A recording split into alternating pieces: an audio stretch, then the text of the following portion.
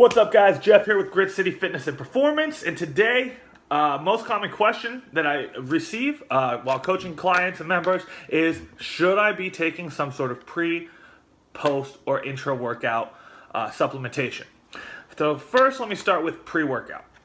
I like pre-workout. I train with pre-workout. That's because I like stimulants. However, depending on the type of training that you are doing would depend on my recommendation for you consuming pre-workout, especially a stimulant-based pre-workout such as a caffeine-based substance. Those are most pre-workouts would be falling into this category. However, things like just a carbohydrate spike, caffeine like Red Bull, or even just black coffee are almost good across the board for almost anybody with training. Now, if you're doing something like a high metabolic training, high intensity interval training, things like that, I wouldn't recommend a highly dosed stimulant supplementation before your workout. However, if you're doing more of a muscle building, powerlifting, strongman style training, something like that where you've got a good amount of rest, your weights to work ratio is fairly broad. What I mean by that is, I do 12 reps or something, and then I kind of rest for 30 to 45 seconds. That would be okay. The reason I say this is because with a high stimulant pre-workout, when you consume it, it increases the heart rate, it increases your metabolism overall, which is beneficial, but it's more of a stimulant in the fact that it increases heart rate, heat, and a couple other variables. Now, when we're doing something like a high-intensity metabolic training or high-intensity interval training, you're already increasing that through the training itself. So doing a double dose of stimulant is usually very, very, not challenging, but detrimental. I say detrimental because the goal here is not to overstimulate yourself where you're sweating, you're panting, you're having a hard time breathing, feels like your heart rate's through the roof.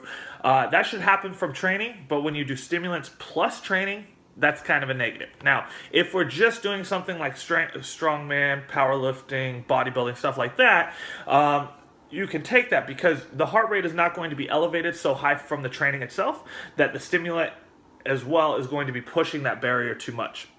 So that is why I recommend stimulant pre-workout for people doing a little bit more rest-based training, a little bit more heavy, intense training, while just basic caffeine increases or even just fruit or just some carbohydrates before your workout for a more metabolic or high-intensity interval training workout is going to be beneficial, okay?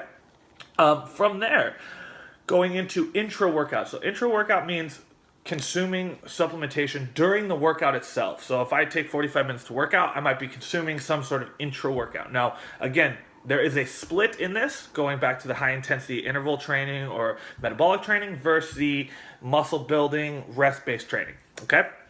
So in this case, if I'm doing the latter, which was the strength-based training, the work-to-rest ratios are higher, intra-based supplementation is going to be beneficial. Okay, it's going to be beneficial because you have enough time to consume it. You're not going to be up and down so much. The heart rate's not going to be shooting through the roof, and you're not going to have as much, I want to say, stomach issues. When I say stomach issues, that just means the ability for you to hold down the item that you consumed. Now, if I'm doing high-intensity interval training or that sort of thing, all I'd be looking for is probably more on the water side. This is because it's challenging for the body to hold the supplement down, as well as it just takes a long time for you to be sipping on this drink or that drink. Now, on another side of this, if you have a longer workout where you're taking past 45 minutes, about an hour or longer, hour and a half, 2 hours for a workout, then I would be recommending intra-workout supplementation of just some light carbohydrates and some maybe protein. Otherwise, anything under 45 minutes, you can take it after. Now, again, if you're doing a strength-based training, you can do the intra-workout nutrition or supplementation, and it won't have a hindrance. It will actually have a positive because the body's allowing it to process a little bit better. You're not going to be up and down. Heart rate's not going to be shooting through the roof. Now, post-workout nutrition. This is across the board for everybody. You should be doing some sort of post-workout nutrition.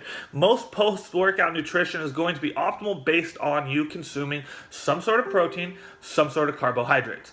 I would usually stay away from anything fat-based because fat is a slower digesting macronutrient, so it's actually going to block the digestion of the proteins and carbs. Now, also, following a workout, which is the post-workout nutrition or supplementation, you'd want to be looking at protein and carbohydrates. Now, with this, I usually say a 2-to-1 carbohydrate to protein. So, in this case, if I ate 20 grams of protein, or not 20 grams of protein, 20, what am I saying? 20 grams of protein and 30 grams of carbs, right? I want to be increasing my carbs post-workout and still consuming protein. The reason for this is because carbohydrates are going to be replenishing your glycogen and glucose that is utilized during your workout. So if you have a hard, strenuous workout, you want to be replenishing and recovering this glucose and glycogen as fast as possible, all right? It also helps maintain energy levels, and it's easier for the body to digest and break down and utilize more efficiently and properly instead of storing as body fat. Also, on top of this, you always want to be consuming protein. So consuming protein right after the workout also replenishes the muscle by feeding protein to the muscle and helping repair and replenish the breakdown that you just caused from the training. No matter what kind of training it is, protein and carbohydrates post-workout as a supplementation is going to be ideal. Now, going back to this, if we just look at the two sides of the training, high intensity interval training or strength-based training, resting, working and resting, and then high intensity just working for a good amount of time. If we go back to this, we'll go right through high intensity interval training or metabolic training. Supplements pre-workout are going to be caffeine-based things, light caffeine, coffee, or just some fruit or some carbohydrates mixed with some protein, light protein. Intra-workout, if it's not over an hour, I would stay away from intra-workout supplementation and then just consume post-workout supplementation of carbohydrates and protein, doing a 2-to-1 variable of carbohydrates and protein. Now, if we're going on to the strength-based training, with this, we can do a little bit more caffeine or stimulant-based supplementation. We can also do intra-workout supplements, which is going to be something like a carb or sugar, something like dextrose, or carbohydrate-based mixed with light protein to help replenish and kind of feed the muscles as you're working them, as well as it's easier for the body to basically hold this down because the intensity of the training is not skyrocketing. You're not moving around too much.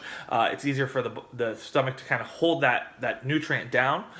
From there, post-workout, again, just like the other training stimulus or style, proteins, carbs, 2-to-1 variable or 2-to-1 ratio of carbohydrates and protein, and you have a good idea of what you should be doing on a daily basis when it comes to your training, pre, intra, and post when it comes to your supplementation. That's stimulants, as well as pre-workout boosters, as well as intra-workout to feed and replenish and recover your muscles during training so you have a higher energy level during that, as well as how to properly supplement post-workout for more optimal results.